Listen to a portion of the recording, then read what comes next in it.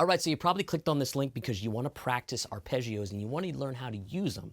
And the best way to practice something I found is taking it and distilling it to the smallest part you can. So instead of maybe taking a whole scale or a whole arpeggio or a bunch of arpeggio shapes, let's take the smallest version of an A7 arpeggio that we can and play it over one chord. That's what we're going to do in the playing examples. And this is all we're going to use today. It's just an A, C sharp, E, and a G. Now you can take it up to the octave A there, walk it down, and then even you'll see me play that flat 7 note, which is the G. Now that's basically an A dominant 7 in one octave, up to the high A there, of course.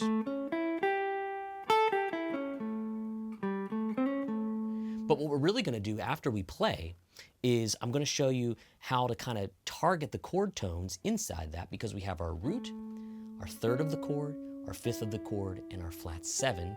And I'll show you that again because we play an A7 chord. You may have played that before in your life. And that little G note there really helps give it that dominant bluesy flavor. And we can target those notes in our solos. We can play a line or a riff and come up with them. From that, we don't have to play it in order. We don't have to play all 6 strings, because that doesn't sound like a guitar solo to me. What does is maybe going from the third, from the root, from the fifth, flat 7 to third, and on flat 7, the octave below. So all those little things we can do to get the most out of an arpeggio, but you got to take it small and you got to take it slow. So I flashed up the fingering for you a little bit there. You can get that. I'll jump into the playing, then we'll teach, and I'll send you off.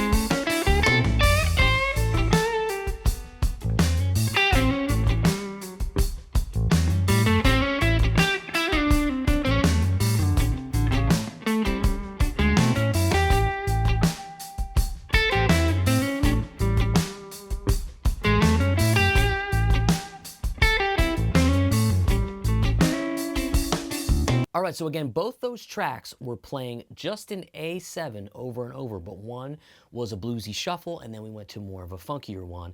Again, both A7s, and I was targeting chord tones, and chord tones come directly from an arpeggio or the notes in the chord. And a good way to practice this is just what I was doing. I was creating little ideas, lines, and phrases using the notes in an A7 chord. And to break it down even smaller and to make it easier to practice, what I suggest doing is don't try to take if you know the whole arpeggio, like if you know an A7 arpeggio, let's not play that. Let's play the inside notes of that. So one octave of it, let's say. So we're gonna play the A C sharp, and a D. Well, lo and behold, that is your A triad. Add your pinky, and that gives you the G, and that's the note or the ingredient to make up an A7 chord. And if you want to play the octave A, I'll let that slide as well. Now what we're going to do is we're going to take that, we could take those tracks, and what I did and what you saw me play against was targeting the chord tones in that arpeggio. And the chord tones would be as follows: the root, the major third, C sharp, the fifth, the E, because that's our triad, root, third, fifth, and then something called the flat seven, the G. If you've ever played this A7 chord, that pinky there is playing that note. Now, it's not going to be a major seven, or that doesn't sound all that bluesy, right? We want this arpeggio. Now, yes, I know we can play it in another octave and all over the guitar, but if you're new to this kind of thing, or new to practicing it, maybe you've learned them, but you can't employ it yet, we're going to do what we did in the playing example. We're playing an A7, and I want you to play a line from any of the notes in it. And I like to start maybe from way up here on the flat seven, and then connect the third to the root. And that gives you a nice little lick.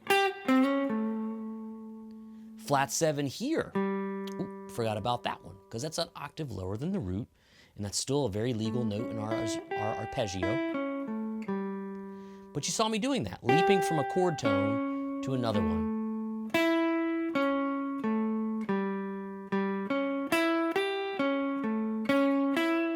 So maybe I'll start a lick from the fifth, which is the E.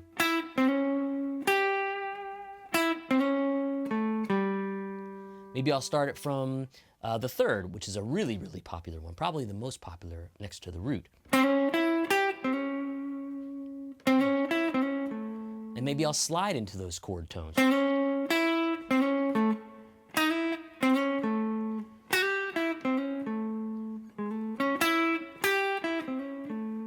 Did I play a pentatonic scale? No, I did not play an A minor pentatonic scale in that very example right there, but some of those notes live in the minor pentatonic scale, and that's cool. And you'll see, or you'll hear, if you go back and listen to me playing over the funkier version, I decided to throw in the occasional blues lick via the A minor pentatonic. So I might play a arpeggio chord tone line,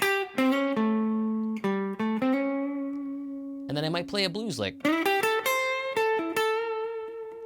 So we get this nice handoff from arpeggio to scale. Arpeggio, arpeggio again. How about scale or blues lick that you learned?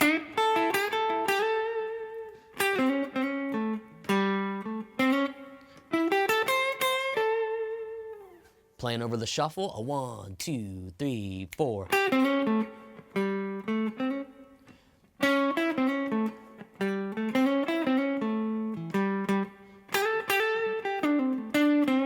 Pentatonic scale, arpeggio. So just so you learn maybe an arpeggio up and down, doesn't mean you have to take a solo and go. Because that's going to sound probably just as stale as you playing a scale. What a lot of people don't talk about is targeting the chord tones in the arpeggio, and that's what we're doing here.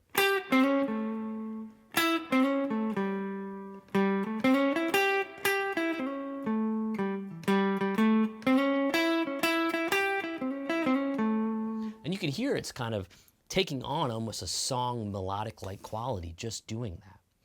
Okay, so what I posted there for you was the fingering of the arpeggio, and you can grab a whole version of this that I did over a 12-bar blues in the links below. You'll sign up to the site for 14 days and jump around and try a bunch of videos. It's a lot of fun. So that's the idea. Take that arpeggio, which I'll flash up again, and you can even drop down and grab the flat 7 there. So if you know an arpeggio, this is a great way to practice. Use the chord tones. Start from the third, start from the flat 7, walk it down. Start from the root note. Still sounds pretty good. Start from the 5th. Start from the flat 7.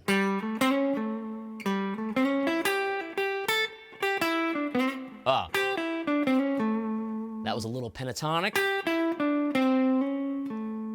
into chord tones. So the ultimate goal is to see the overlay of the chord tones against the pentatonic scale. Now your box of crayons, or do people even use crayons anymore? But your box of crayons got some more colors just by doing that, and that is a great, great way to practice. All right, I hope you dug that. Click the link below to try the site out, grab some tabs, any tabs you want on the whole site. There's loads and loads of lessons and courses, and I hope you dug that, because we'll be doing more of that, until the cows come home, because it's really, really fun, and you can take it a bunch of different places. And I would love it if you subscribe to the channel, give me a thumbs up, and I'll see you on the next video.